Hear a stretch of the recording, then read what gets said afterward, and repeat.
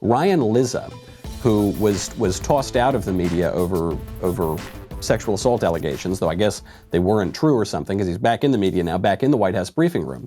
He decided he was going to use his question for the press secretary, Kayleigh McEnany, to find out if the President of the United States was rooting for the Confederacy in the Civil War that happened over 150 years ago. Does President Trump believe that it was a good thing that the South lost the Civil War? And then two, is he interested in following NASCAR's example and banning the Confederate flag at his own events? Well, your first question is absolutely absurd. He's proud of the United States of America. Second, with regard to our statues, Americans oppose tearing down our statues. There's a Harvard-Harris poll released just last week that shows 60% of respondents said the statues should remain, and 71% said local governments should block groups from physically destroying the statues. So he stands on the side of preserving our history. That woman never ceases to amaze me. She has more composure, I think, than I would have had in the event of that question. I think, personally, if Ryan Lizza or any other reporter were to ask me or the president or anybody that question, I think the answer ought to be, well, Ryan, before I answer that question, do you still beat your wife? You can't say that. How dare you? Well, why the question I'm asking is just as fair as is President Trump rooting for the Confederacy in the war that took place 150 years ago. Just as fair. So it's an honest question. I'm not pushing one side or the other. Ryan Lizza, do you still beat your wife? That I think would be, but Kayleigh McEnany had a little more composure. She was a little nicer to him. She said, that question's ridiculous and the president doesn't want to topple statues. Then she twisted the dagger, as she is wont to do. She twisted the dagger into the New York Times, pointing out how they have no credibility, how they publish lie after lie after lie. And she got a zinger in at the end that I love, and I hope it comes true.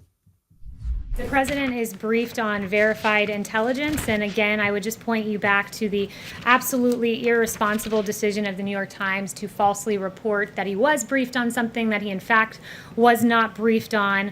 And I really think that it's time for the New York Times to step back and ask themselves why they've been wrong so often. The New York Times falsely claimed Paul Manafort asked for polling data to be passed along to Oleg Deripaska before having to issue a correction. In June of 2017, the New York Times falsely wrote all 17 intel agencies had agreed on Russian interference before having to issue a correction that it was only 4 agencies. In 2017, February of that year, New York Times published a story claiming Trump campaign aides had repeated contacts with Russian intelligence, which even James Comey has said was almost entirely wrong, New York Times. It is inexcusable, the failed Russia reporting of the New York Times, and I think it's time that the New York Times and also the Washington Post hand back their Pulitzers. Mic drop. See ya. Peace out. Kayleigh out. I love her. She is just tremendous, and they should hand back their Pulitzers.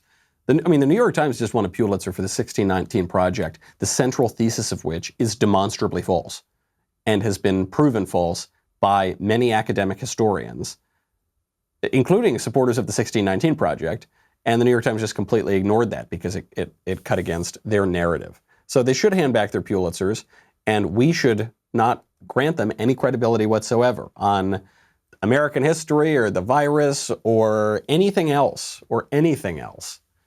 The BLM, the riots, the Supreme Court, any of these issues, we should not grant them any credibility. Kayleigh also, this was a terrific press briefing all in all, because one thing she pointed out was that the anarchists who are tearing down statues have increasingly found themselves in jail. Hello, everyone. Law and order are the building blocks to the American dream. But if anarchy prevails, this dream comes crumbling down. Anarchy in our streets is unacceptable, and anger is not enough. You have a president committed to action. The DOJ has arrested over 100 anarchists for rioting and destruction of federal property. The DOJ has also charged 4 men in federal court for attempting to tear down the statue of Andrew Jackson in Lafayette Square. This is great news. And you'll remember that the Attorney General, Bill Barr, mentioned when I sat down with him last week for the verdict show, he mentioned that these guys were being arrested. There were indictments, there were investigations, more coming. And now we're beginning to see the fruit of that. President Trump was tweeting about it. So it's all happening now. This is very good news. More of them should be arrested, and they should be thrown in the can for at least 10 years. I think that's the prison sentence for pulling down these sorts of statues.